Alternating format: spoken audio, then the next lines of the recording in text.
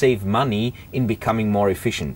Electricity, raw materials, water, it all costs money. If you save it, you do good for the environment and you do good for the financial performance of your business as well.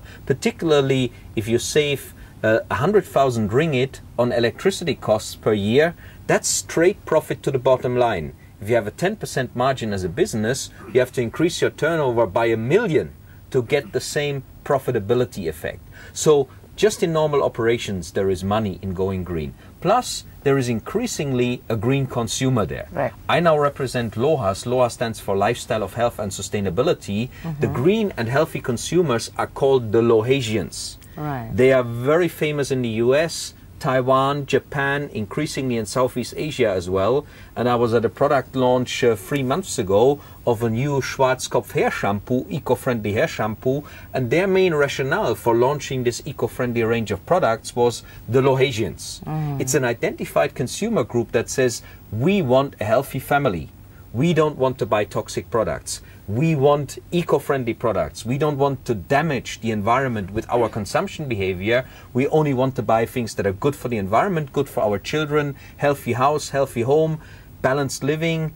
This is a consumer group that is increasingly buying those kind of products, even if they cost a little bit more. If you cater for these consumer groups, you can make money with it. Right. Interestingly, one of the products that we highlighted at the forum this morning was actually a handmade dishwash soap from recycled Handmade. oil. For hand wash, dishwash soap. Yeah, it's all handmade. And it is actually from recycled cooking oil, you know. But it is actually being imported now to Japan. You know, it's not available, and it's actually done by So an that's organization. made here? Yes, made by an organization in Penang, made by persons with learning disabilities. In fact, they are so good now. We are saying we can actually import them into Selangor to be trainers. You know, if you want to jumpstart similar enterprises here in Klang Valley. And the thing was, during the discussion, we say, okay, what are your sources of oil? You know, there was actually palm oil residue. So that is apparently one of the ways is glycerin, and that actually can be used for soap. So we are trying to actually see whether we can network and bring all these people together to see whether we can jumpstart, you know, a cohesion group. Yeah. One other example that I have is my friend in Penang. He's been making lightweight concrete blocks for the last 4 years. And he has been using them for green buildings. Normally, people's perception is a green building. Is it more expensive? That was just what I was going to talk about. Actually, the block is slightly more expensive, but if you add up the cost of laying the blocks, the mortar that you need, it works out same or slightly cheaper than the conventional cement brick, because the cement bricks are a lot smaller and you have a lot more area to cover with your mortar because they're not always evenly applied. Plus, there was a case study in Butterworth. I went there and the developer saved 750,000 ringgit on steel bars and structural concrete because the weight of the building was reduced by about 25% to use those lightweight concrete blocks. And when I spoke with the residents, I asked them about their electricity bill. They said, oh yeah, we are a mid-sized family, 2 kids, we have 2 big fridges. Our electricity bill is only 70 ringgit. I said, how come? Oh, we don't really need a lot of aircon because it's cool in this building because of the insulation built into these bricks. You don't need to add an additional insulation layer. The air inside of the bricks is the insulation itself. So they were saving a lot of money, and they were comparing it with the condo that they had, another condo in Penang. They said, our condo in Penang is so hot, we use the aircon all the time. Here it's much nicer, much more comfortable to live. Right. So that's the testimony. That's the testimony. And there are many other examples, but at the moment we are only beginning to tap into the green economy because people like to do it the way they've always done it. You know, developers like to use the same materials that they've always been using or get the resources from the suppliers that they've been using. So, but there's a change going on. The Green Building Index is a great driver in Malaysia for moving people towards green building certification. So there are all sorts of areas where we see a new emerging green economy coming along. Renewable energy, that's the big game. Right. We know as a human population So we can't. it is Yeah. huge, this green economy. It is, it is. Because that's actually a lifestyle, isn't it? A lifestyle for, society. But green, and so as Matthias says, green can also be cost effective. But now we are trying to say, can green be made accessible as well? Can Especially green be made to inclusive? the disabled. Yeah. Precisely, because look, we have our accessibility bylaws, our uniform building bylaws, which was actually gazetted in the 1990s. But look at our buildings, which has been built, in the past 20 years. Do they follow those bylaws? Are they accessible? Whereas Right. the Green Building Index has been in existence for 3 years, and everyone is saying, let's go green. So let's try and see whether we can move both in tandem. I mean, we now have our Persons with Disability Act, which was actually came into force in 2008. So we have, and Malaysia being a signatory and having ratified the United Nations Convention on the Rights of Persons with Disabilities, it makes it even more imperative for us to actually be inclusive in what we do. So the theme for the forum, in fact, I can read it here. It's from the brochure, Make Green Inclusive, and we have it also on the buntings around us.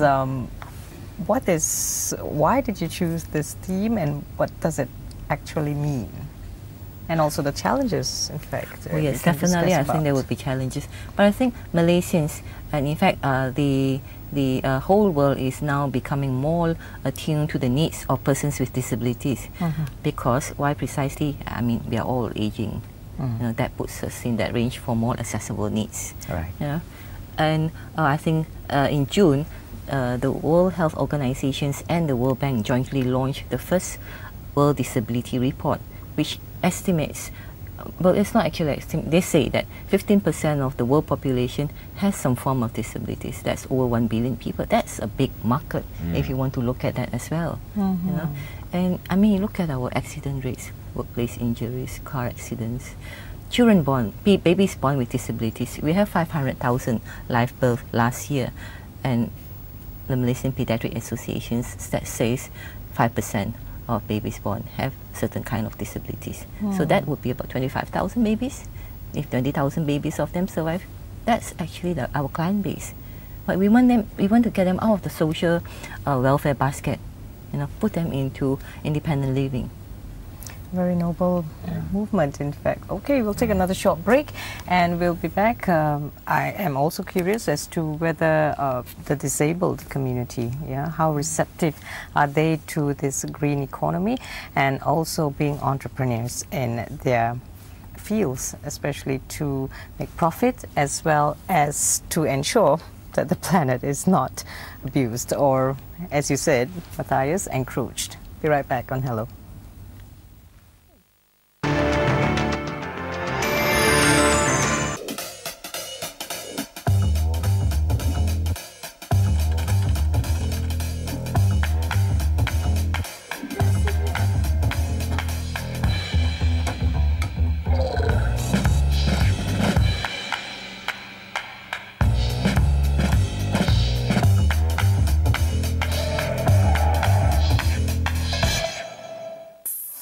Arts 21.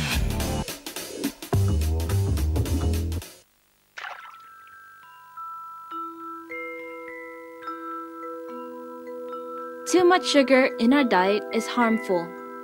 It can cause heart-related diseases, obesity, and many more.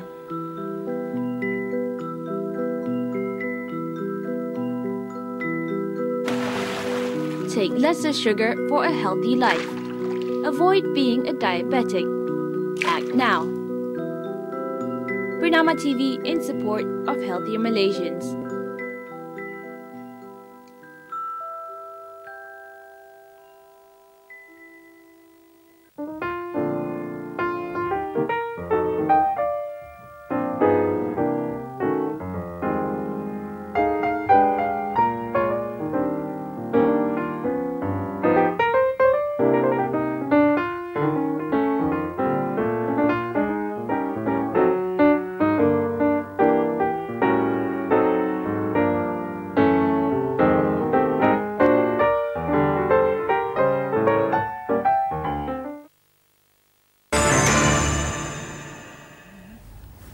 Yes, welcome back. Make green inclusive. Now, that was the theme at the Challenges Ecopreneur Forum 2011 that was held today on the 20th of September.